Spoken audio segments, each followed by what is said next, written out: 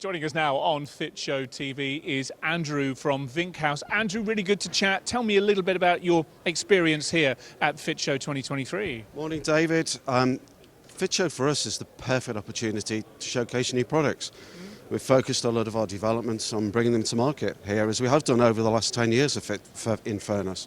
So this year we've got a series of customer-specific developments, so a new product portal, a brand new auto-locking system, which we'll showcase to our customers over the next couple of days of the show, and then an expansion of our fire system as well, so composite and timber fire doors, market leading in terms of specifications, but we've significantly widened our range this year. And later on today, 1:40, we have a seminar to cover off the legislation and the legislation changes. Next door over in the seminar theatre, you mentioned some of the new products that you've brought to visitors to Fit Show this year. Should we take a look at one of them right now? Please. So, get the gentleman out of the way. Thanks, gents. So AV4 is the latest in our generation of auto locks. Major difference with an auto lock is the product locks itself, so there's no interaction needed externally when you leave for an end user. The latest AV4 is smart controlled as well, so you have Bluetooth or wireless LAN control here. So within the application, the Winkhaus door control app, I can simply unlock my door and we have control. But we also have notification. So in this case, I now know my door is unlocked and is open. And of course, as we do, door reverts. So we're now locked and closed. But in advance of AV2, which is our product we've had in the marketplace for a series of years, and AV3, significant lower operating forces, 40% lower than the AV2, which is the market leader, and then the widest operational tolerances we've ever had on an auto lock. So doors that may be tending to bow, a bit, yeah. Absolutely perfect for this particular product. Yeah, I'd never appreciated before how much of a challenge that, particularly the door bowing, can be, but it sounds as though obviously you guys do because you are the experts here and you've been able to work that through. This is great. Just coming back to a couple of the questions that we've had with smart locking systems before in terms of security, yes, in terms of things like manual fallback and battery life and so on. What's the typical questions and what's the responses you get? You still have the full functionality that you would normally have. Thankfully, as Internet of Things has taken off, so are the levels of security required. Yep.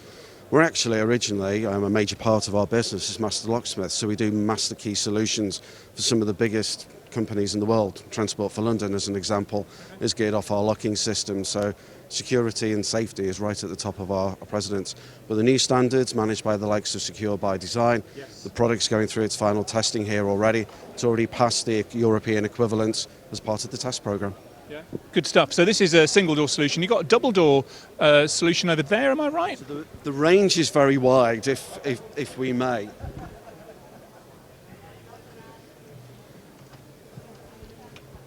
As a locking solution provider, we provide a range of widths of backset and finishes to fit pretty much any material. Yep. So on the far side of the stand, we have the new lock that's sitting in a U-rail, guided perfectly for an aluminium system. This is one of our timber door solutions, a fire solution. Yep. But the nice thing, if I may, locked now from the other side as I can't see. I might get an answer. Thank you very much. Thank you, gents. This is also a double door. So you imagine your very top end of the market solutions, your £3-4 million flats, where you have maybe 2 or 3 apartments on either side of a corridor. This is exactly what you would have. So we have the latest folding and separating door solution, and again with the AV4, and of course the nice thing with auto locking is you can hear the door automatically is locked. No need to turn the key, but you can still deadlock this for added security. Got the keypad on the side there as well. It's a very sleek little unit. Yes, I mean, again, all of our motors, since we first launched them right back in 2007, have always been smart controlled. So we've had the ability to interact with anything from the latest biometrics to any standalone device in terms of controlling our motors. So third-party access control, no matter the manufacturer, as long as it's switched, we're able to switch across. And the new motors, there's 2 for the AV4, there's the smart one with Bluetooth and wireless integrated, or the standalone motor, they're 24 volt. So again, compatible with the industry standard.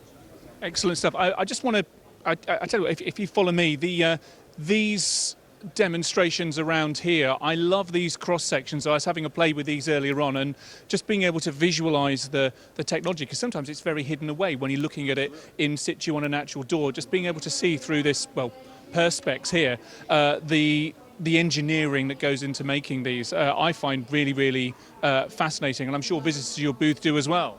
They do. I mean, our customers are familiar with this. All our locking solutions are top to bottom, unless we're dealing with a stable door lock where you have a hinge door, of course.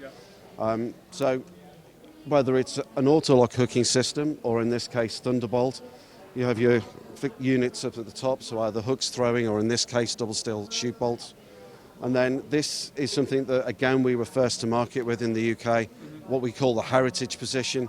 And it's that traditional look where you're looking for maybe a modern door with a traditional feel, be it in a listed building or one in the countryside, but your traditional locking positions down here. Heritage doesn't always have deadbolt, this one does, and sometimes you have your deadbolt position down here, of course.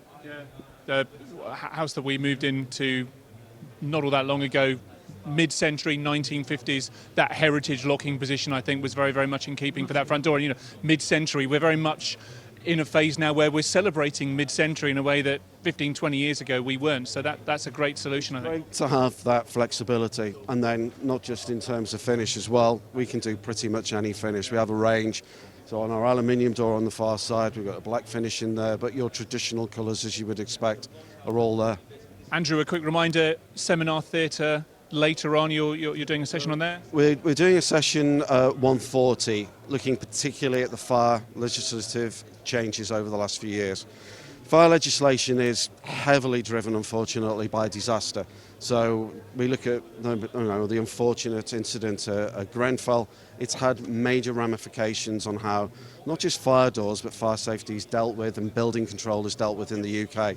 So we'll be talking about those changes, what that means for design and test of a door, but also using design and test evidence throughout the life cycle of a door.